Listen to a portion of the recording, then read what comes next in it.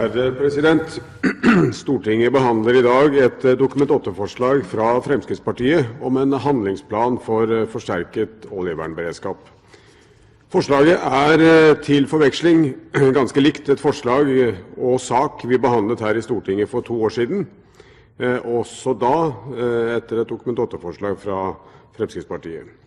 Komiteen har da også vist til dette I sine merknader. Så kan man spørre seg, om det hensiktsmessig at Stortinget skal bruke tid og kapasitet på å behandle et lignende forslag så snart igjen. I denne saken mener jeg at det nyttig at Stortinget tar en ny diskusjon. Fordi det har skjedd flere hendelser siden sist, og fordi det faktum at temaet settes på dagsorden gir oss mulighet til å kommentere dagsaktuelle saker innenfor området. Komiteen svært opptatt av at den store aktiviteten som finner sted I norske farvann krever god sjøsikkerhet og oljevernberedskap. Komiteen viser til at rent hav avgjørende for Norge og Norges omdømme, fordi store deler av Norges befolkning lever og har sitt arbeid I tilknytning til det som produseres I havet og langs kysten. Derfor komiteens flertalls smule utålmodighet med å få fram til Stortinget en handlingsplan og miljørisikoanalyse.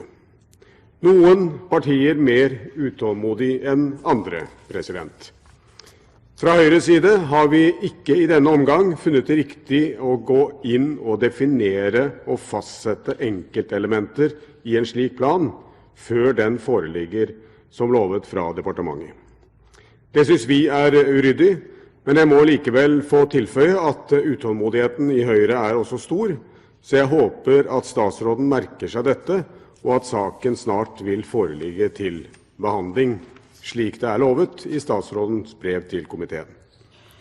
President, Full City-havariet ved Langesund viste nok en gang at beredskapsrutiner og håndtering fortsatt langt fra optimalt I Norge.